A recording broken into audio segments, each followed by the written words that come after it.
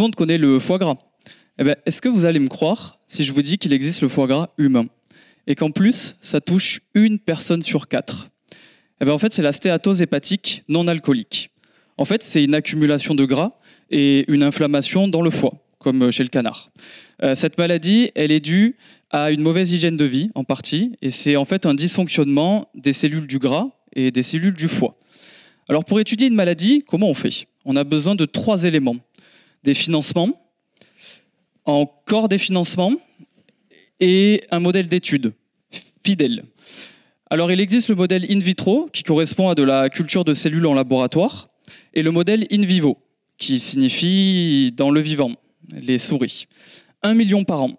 C'est le nombre de souris qui sont utilisées en France pour la recherche. Alors, même si ce modèle il est obligatoire, il a une faiblesse. C'est la barrière de l'espèce. Ce qui est vrai chez la souris ne l'est pas forcément chez l'homme. Alors, comment on fait? Eh bien, on fait une thèse et on essaye de développer un nouveau modèle basé sur la technologie des organes sur puce. Cette technologie, elle repose sur la microfluidique et l'ingénierie tissulaire. Concrètement, on cultive des cellules en laboratoire capables de donner des tissus spécifiques du corps humain. Et ça, grâce à des cocktails.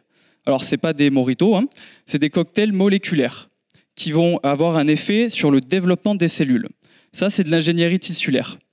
Et tout ça, eh ben, en fait, ça se passe dans ces petites puces microfluidiques qui sont composées de tout petits canaux que l'on fabrique grâce à des motifs que l'on moule avec du silicone.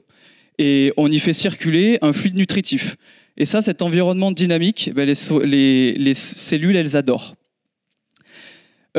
Mis à part cet environnement dynamique, pour moi, ce qui est le plus fou dans ce modèle, c'est la capacité de faire des couplages, c'est-à-dire de coupler différents types de tissus entre eux. Et c'est le cas dans ce projet. On a les adipocytes, le gras, et les hépatocytes, le foie. Le but, en fait, c'est d'étudier la fonction endocrine de ces deux tissus, c'est-à-dire leur capacité à communiquer entre eux à distance et en présence de la stéatose hépatique.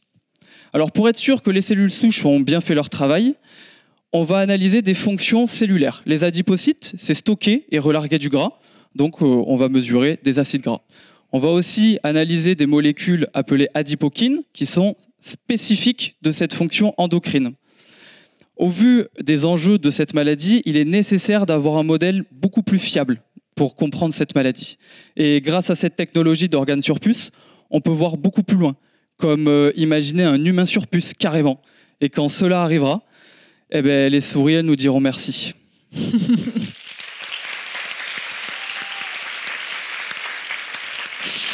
Merci beaucoup.